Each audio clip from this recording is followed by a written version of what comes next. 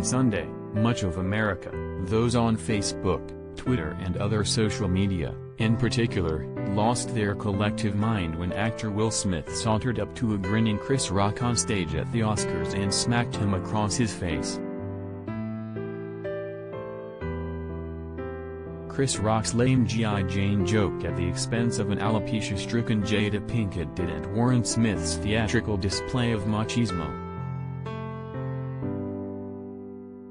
While the David vs. Goliath matchup didn't sit well with fans of either man, the outrage expressed on social media and in the news was out of proportion to the incident, and dwarfed public fury over the real-life horrors on the streets every day, including those Smith and Rock grew up on.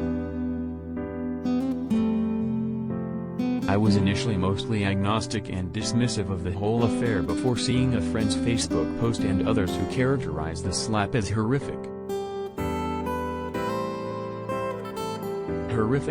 Horrific was Junior Guzman Feliz being killed inside in a Bronx bodega, I replied.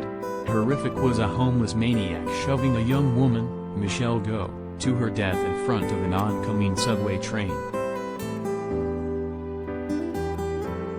As the week dragged on, we saw the inevitable use of a racial inequality lens to refract thinking about the slap. The Guardian declared, "White outrage about Will Smith's slap is rooted in anti-blackness." Will Smith and the unfair burden black men face, harumphed USA Today.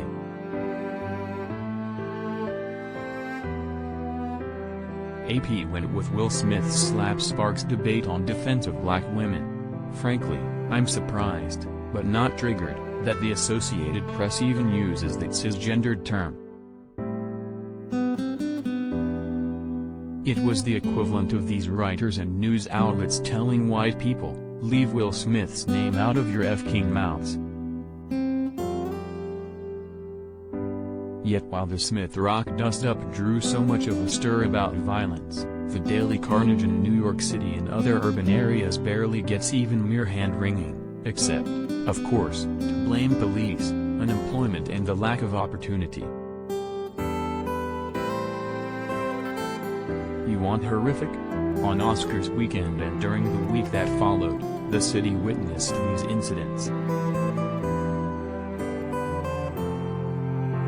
On the Friday before the telecast, a 16-year-old boy was shot a few blocks from Benjamin Cardozo High School in Queens. A 3-year-old girl was struck by a stray bullet while walking past a Brooklyn daycare center. Also on Friday, 2 15-year-old boys were shot in their legs during a dispute near a public housing complex in East Harlem on Wednesday night. While sitting in a car on Thursday night, a 12-year-old boy was shot in the head and killed in East Flatbush.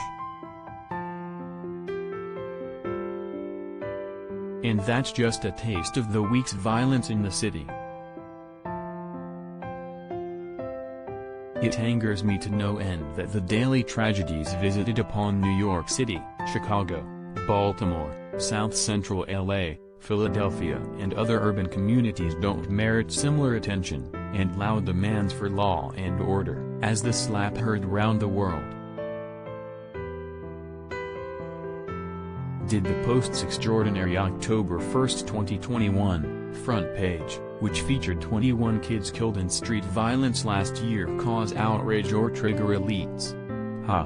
The sound of crickets was the response from far too many people, despite the numerous unfortunate young black males gone too soon.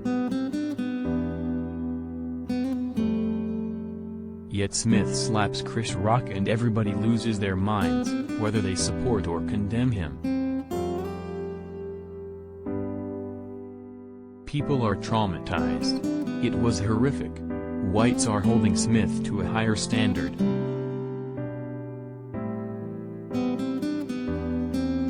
Meanwhile, dozens of inner-city minorities are getting their lives shredded at the hands of their peers and crickets. That in itself is outrageous. Inner-city violence and chaos should be far more triggering, traumatizing and life-altering than Smith's and Rock's sandbox behavior.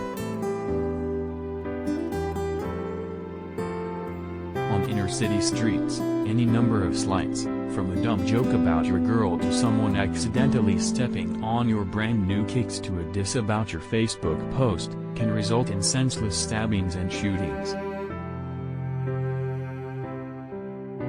Wouldn't it be nice if all the A-listers, and ordinary folk, horrified by Will Smith's behavior last Sunday night, turned their outrage against violence into action that saves the lives of young black men in the hood?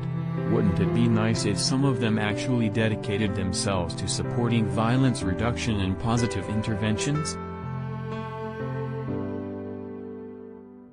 Come on, let's be horrified enough to actually end the bloodshed so that every mother's son and daughter alive today are alive to celebrate Mother's Day with their moms next month, and many more thereafter.